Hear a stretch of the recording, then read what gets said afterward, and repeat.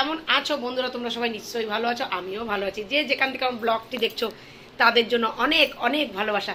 তোমরা যারা যেসব বন্ধুরা আমার পাশে আছো এইভাবে আমার পাশে থেকো সারা জীবন। আর যারা নতুন বন্ধু আছে প্লিজ আমার ভিডিওটা দেখে চ্যানেলটাকে সাবস্ক্রাইব করে আমার পাশে থেকো। আজকে কি বার? আজকে হলো রবিবার, ঘড়ি কাটাতে এখন 7:30 বাজে। তোমাদের দাদা আজকে কাজে যাবে না, আজকে ছুটি নিয়ে নিয়েছে, আজকের ডিউটিটা কালকে করবে।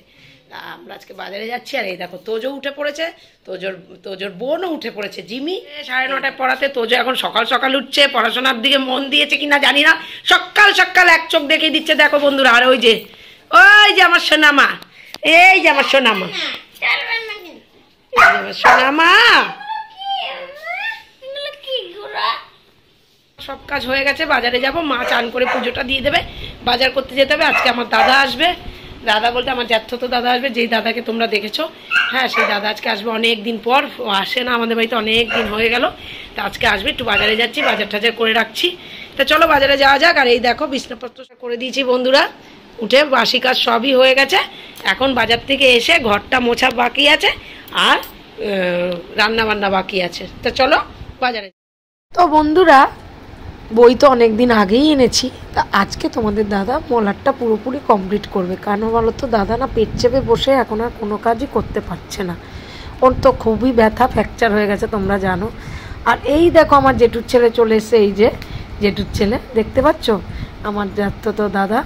আর এই যে গল্প করছে, আর জিমির খাওয়া দাওয়া করে ঘুমিয়েও পড়েছে। জিমিকে আজকে স্নান করিয়ে দিয়েছি বন্ধুরা, জিমি শুয়ে পড়েছে।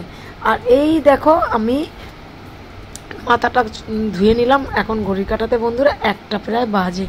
মাথাটা ধুয়ে নিয়েছি, কারণ মাথাটা পরিষ্কার করলাম, প্রচণ্ড ধুলো রাস্তায়, এর জন্য মাথাটাকে একটুখানি ঘষে নিলাম। তা চলো দেখো। তো বন্ধুরা গুড ইভিনিং। এখন ঘড়ি কাটাতে 4টে প্রায় বেজে গেছে। আর আমরা এই যে চা খাচ্ছি, দাদাও খাচ্ছে, দাদা এখনই চলে যাবে জেঠুর ছেলে।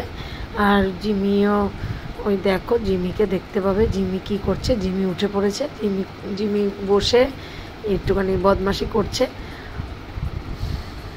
বন্ধুরা ঘড়ি কাটাতে এখন 9:20 হয়ে গেছে। শরীরটা ভালো না বন্ধুরা, কালকে ভিডিওটা শেষ করতে পারিনি। প্রচণ্ড বুকে শ্বাসকষ্ট হচ্ছে। এই আমার ওয়েদারে এই একটা প্রবলেম হয় আমার, জানি না কেন হচ্ছে আবার শ্বাসকষ্ট।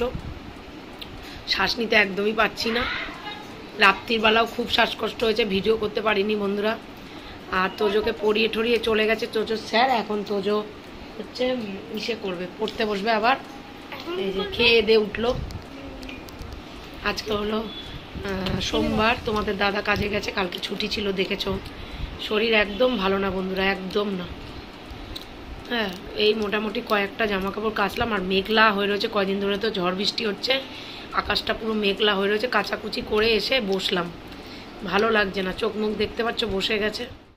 তো বন্ধুরা তোজো এই যে পড়তে বসে গেছে, আর এই যে বই পড়ছে ও, ঠিক আছে, সায়েন্স বুক। আর জিমির খাওয়া দাওয়া করে ওই যে জিমিকে একটুখানি বারান্দায় রেখেছি। জিমি খাওয়া দাওয়া হয়ে গেছে, তোজোরও খাওয়া দাওয়া হয়ে গেছে, ওই যে তোজো। হ্যাঁ, আর এরপরে আমরাও খেতে বসবো বন্ধুরা। ঘড়ির কাটাতে প্রায় অনেকই বাজে।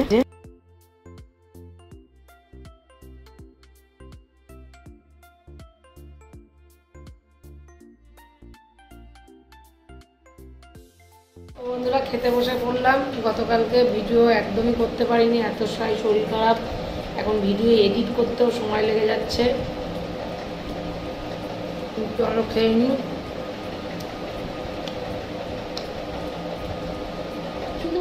গুড ইভিনিং বন্ধুরা।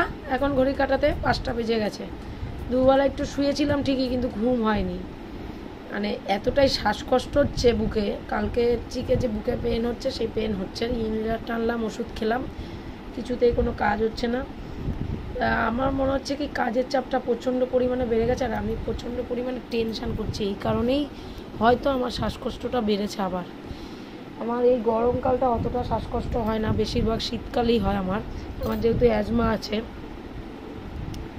তা ইনহেলারটা টানলাম, ইনহেলারটা দেখলাম একটা ক্যাপসুল আছে, রোটাকাপ 250, সেটা আমি খাই, মানে টানি, ইনহেলার টানি।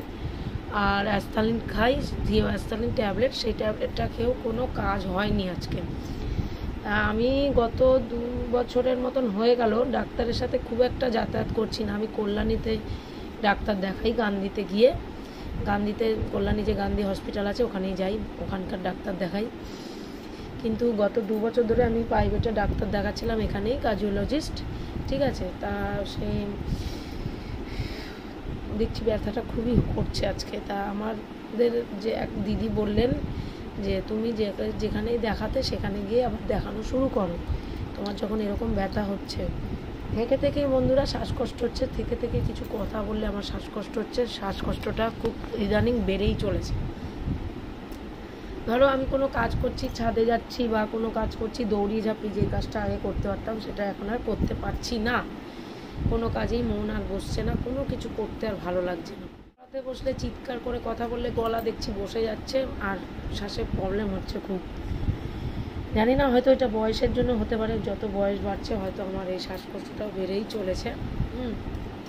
আমাকে সাজেস্ট করলো আমার ওই দিদি, বললো যে তুই একবার আবার যাতায়াত কর, ডাক্তারখানে গিয়ে ডাক্তার দেখা, যেখানে দেখাতিস যাকে।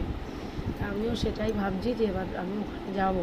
কিন্তু অত দূরে কল্যাণী, আমাদের এখান থেকে কল্যাণী স্টেশন অনেকটাই দূরত্ব, সেই জন্য একা আমার পক্ষে যাওয়া সম্ভব হবে না। এবার দেখি কবে যাওয়া যায়, তোমাদের দাদার কবে ছুটি টাটা পরে, দাদাকে নিয়ে যেতে হবে।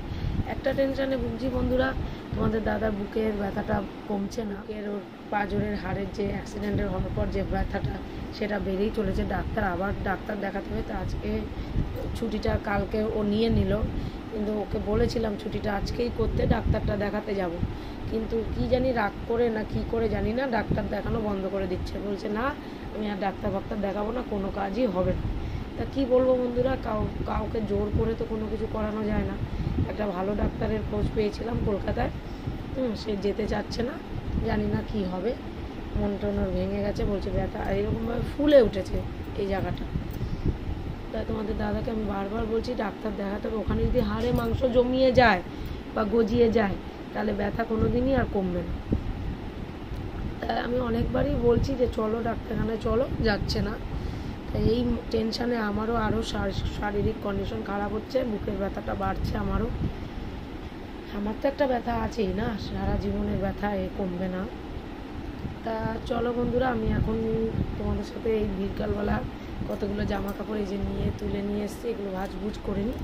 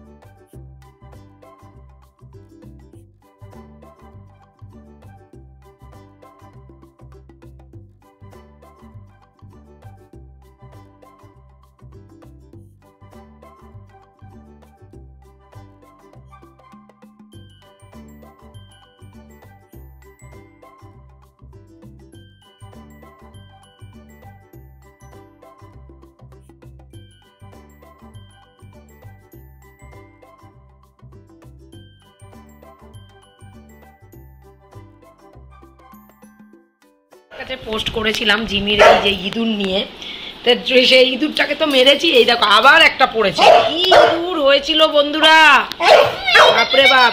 তার আজকে সকালে বিশাল বড় বড় ইঁদুর পড়েছে। আর এই দেখো একটা নেন্টি একদম বাচ্চা, কি জ্বালাতন করছে বন্ধুরা ইঁদুরে, দেখতে পাচ্ছ। আর আরেকজনকে দেখো,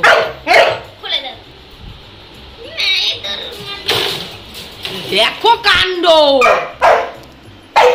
ইঁদুর দেখে কি করছে মেয়েটা। এটা ইঁদুর মা, ইঁদুর।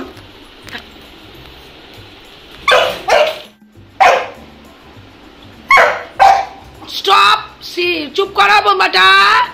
জিমি, ইঁদুর হচ্ছে জিমি খেলে দিলে এখন শুয়ে আছে। আর একজন দেখো পড়ছে,